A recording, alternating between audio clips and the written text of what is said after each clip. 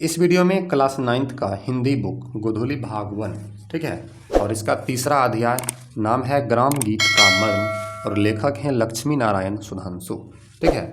इसमें आपको थोड़ा सा जीवनी हम समझाएंगे और 19 प्रश्न हैं। 19 प्रश्न का उत्तर इसी वीडियो में हम आपको पीडीएफ के माध्यम से बताएंगे, ठीक है। तो अंत तक बने रहें, लाइक कर दीजिए और सब्सक्राइब तो कर ही लीजिए इसी तरह के वीडियोज़ के लिए। ध्यान दीजिएगा। देखिए, लक्ष्मी नारायण सुधांशु का जन्म 18 जनवरी 1907 ईस्वी में बिहार प्रांत के पूर्णिया जिला के चंदवा रूपसपुर गांव में हुआ था, ठीक है। बिहार में ही इनका जन्म हुआ था, ठीक है। उनकी प्रारंभिक शिक्षा गांव और शहर दोनों में हुई। उन्होंने काशी हिंदू विश्वविद्यालय से हिंदी भाषा और साहित्य से में एमए किया। वे छात्र जीवन से ही राजनीति में गहरी रुचि लेने लगे थे। आज़ादी की लड़ाई में उन्होंने सक्रिय भागीदारी निभाई। 1942 के आंदोलन में वे जेल गए और निर्मम यातनाएं सही, ठीक है। आगे बढ़िएगा। तो भ्रातृ प्रेम नामक उनका एक उपन्यास 1926 में तथा उनके 2 कहानी संकलन गुलाब की कलियां, रसरंग क्रमशः 1928 और 1929 में प्रकाशित हो चुके थे, ठीक है। और उन्होंने अवंतिका जैसी मशहूर पत्रिका का संपादन किया था, ठीक है। और उसके बाद इनका जो है संस्मरण की संग्रह जो है व्यक्तित्व की झांकियाँ 1971 में प्रकाशित हुआ। वियोग उनका प्रसिद्ध गद्य काव्य है, गद्य है। उनकी पहली पत्नी के आकस्मिक निधन पर जो है उन्होंने ये वियोग की रचना की थी, ठीक है। और आगे बढ़ते हैं हम लोग। वे एक साहित्यकार, राजनीतिज्ञ और सामाजिक कार्यकर्ता थे, ठीक है। बिहार विधानसभा के सदस्य और सभापति तथा अखिल भारतीय कांग्रेस समिति के सदस्य भी वे रह चुके हैं, ठीक है। प्रस्तुत निबंध में सुधांशु जी ने ग्राम गीत के मर्म का उद्घाटन करते हुए काव्य और जीवन में उसके महत्व का निरूपण किया है। मतलब गांव में जो गीत है उसका कविता में और जीवन में क्या महत्व है, ग्राम गीत का उत्पत्ति, उसकी प्रकृति, उसका शोध खोज उन्होंने प्रतिपादित किया है कि जीवन की शुद्धता और भाव की सरलता का जितना मार्मिक वर्णन ग्राम गीतों में मिलता है उतना प्रवर्ती कला गीतों में नहीं मिलता है। हम आगे बढ़ते हैं इसके प्रश्न उत्तर पर। चलिए ध्यान दीजिएगा। हमारा पहला क्वेश्चन है, ध्यान दीजिएगा। ग्राम गीत का मर्म निबंध में व्यक्त सुधांशु जी के विचारों को सार रूप में प्रस्तुत करें। तो उत्तर होगा, सुधांशु जी ने ग्राम गीत को जनमानस की आत्मा बताया है। ये गीत जीवन के श्रम, प्रेम, विरह, उल्लास जैसे भावों को सहजता से अभिव्यक्त करते हैं। ग्राम गीतों में कृत्रिमता नहीं होती बल्कि वे हृदय की सच्ची वाणी होते हैं। ये गीत काव्य का मौलिक रूप है और लोक जीवन से गहराई से जुड़े होते हैं, ठीक है। दूसरा है, जीवन का आरंभ जैसे शैशव है वैसे ही कला गीत का ग्राम गीत है। तो उत्तर व इस कथन का आशय है कि जैसे जीवन की शुरुआत शैशव मतलब बचपन से होती है वैसे ही साहित्यिक गीतों की जड़ ग्राम गीतों में है, ठीक है। ग्राम गीतों में सरलता, कोमलता और स्वाभाविकता होती है। कला गीत उन्हीं ग्राम गीतों के विकसित रूप हैं जो परिष्कृत होकर साहित्यिक ऊंचाई पर पहुँचे। तीसरा है, गृहस्थ क्रम विधान में स्त्रियां किस तरह के गीत गाती हैं। उत्तर व स्त्रियां घर के कामों जैसे चक्की पीसने, धान कूटने, चरखा काटने आदि के समय गीत गाती है। इन गीतों के माध्यम से वे अपने शरीर के श्रम को, मतलब जो मेहनत किया है उस मेहनत को, परेशानी को हल्का करती है और मानसिक शांति पाती है। गीत गाने से नहीं, चिंता दूर हो जाता है वही। ये गीत उनके दैनिक जीवन का आवश्यक हिस्सा होते हैं। चौथा प्रश्न है, मानव जीवन में ग्राम गीतों का क्या महत्व है, ठीक है। चलिए, उत्तर व ग्राम गीतों में प्रेम, विरह, उल्लास, युद्ध जैसे मानवीय भावों की स्वाभाविक अभिव्यक्ति होती है। ये गीत स्त्रीण कोमलता के प्रतीक है, स्त्री गाती है। ये हृदय की आवाज़ है, इसलिए सीधे हृदय को स्पर्श करते हैं। मानव जीवन के विविध रंग ग्राम गीतों में सहजता से झलकते हैं, आराम से दिखता है मानव जीवन किस प्रकार से, ठीक है। हमारा पांचवा प्रश्न है, ग्राम गीत हृदय की वाणी है, मस्तिष्क की ध्वनि नहीं। उत्तरों का इस कथन का अर्थ है कि ग्राम गीत भावनाओं की सहज अभिव्यक्ति है जो दिल से निकलती है, न कि दिमाग से सोचकर। इनमें किसी रचना, नियम या बौद्धिक योजना का हस्तक्षेप नहीं होता।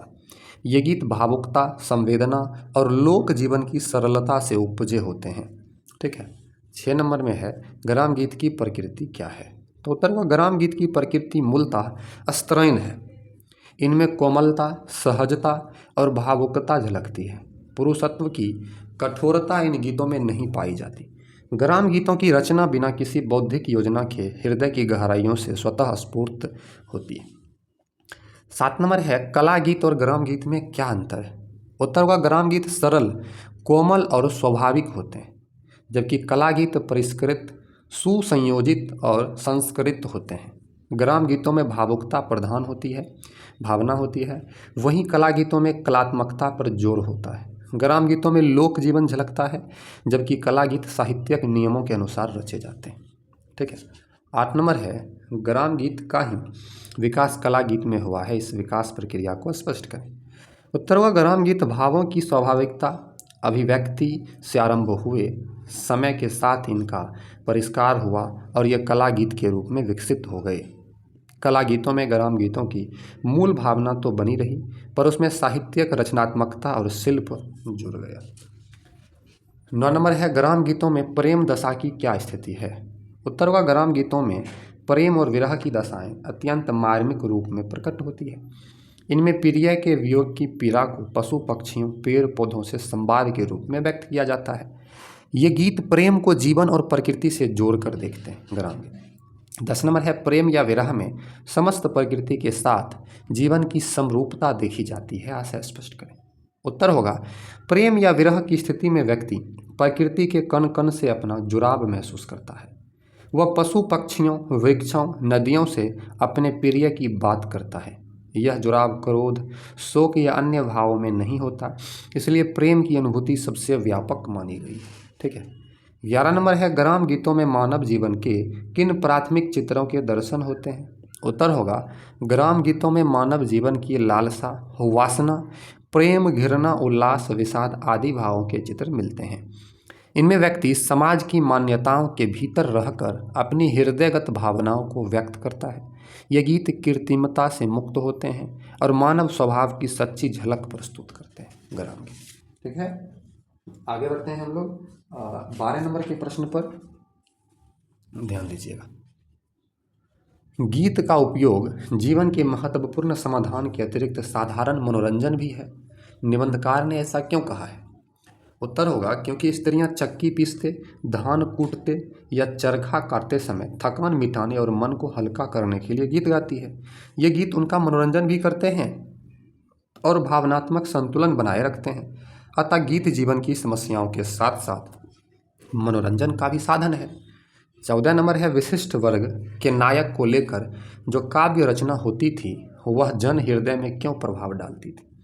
उत्तर होगा राजा रानी राजकुमार आदि विशिष्ट वर्ग के नायकों में धीरोदात्तता तेजस्विता वंश गौरव और वाक्पटुता जैसे गुण स्वाभाविक माने जाते थे, इसलिए उन पर आधारित काव्य रचनाएं जनता के हृदय में प्रभाव छोड़ती थी और उन्हें आदर्श के रूप में प्रतिष्ठित करती थी। ठीक है। 15 नंबर है ग्राम गीत की कौन सी प्रवृत्ति अब काव्य गीत में चलने लगी है। उत्तर होगा अब काव्य गीतों में भी राजा राक्षस जानवर भूत आदि की कल्पनात्मकता कहानियां दिखाई देती है। बच्चों और सामान्य जनों में अप्रत्यक्ष और रहस्यमय जीवन के प्रति उत्सुकता बनी रहती है। यह जिज्ञासा ग्राम गीतों की विशेषता रही है, जो अब काव्य गीतों में भी सम्माहित हो चुकी है। 16 नंबर है ग्राम गीत के मेरुदंड क्या हैं। इसका उत्तर होगा ग्राम गीतों की सरलता भावुकता और लोक जीवन से जुड़ी घटनाएं इनके मेरुदंड हैं। इनमें गरीबी के बावजूद भावों की संपन्नता दिखाई देती है। इन गीतों में हृदय स्पर्शी वर्णन होते हैं जो कला गीतों में उतने प्रमुख नहीं होते। ये गुण ही ग्राम गीत की आत्मा है। 17 नंबर है प्रेम दशा जितनी व्यापक विधायनी होती है जीवन में उतनी और कोई स्थिति नहीं, आशय स्पष्ट करें। उत्तर होगा प्रेम या विरह की दशा में मनुष्य प्रकृति के प्रत्येक अंग से जुड़ाव महसूस करता है। वह पशु पक्षी वृक्षों से भी अपने प्रिय की खोज करता है। यह जुड़ाव जीवन और जगत के साथ समरूपता लाता है जो अन्य भावों जैसे क्रोध या शोक में नहीं दिखाई देता। 18 नंबर है कला गीतों में पशु पक्षी लता द्रुम आदि से जो पूछे गए हैं उनके उत्तर मौन ही रहें, इस पर विचार करें।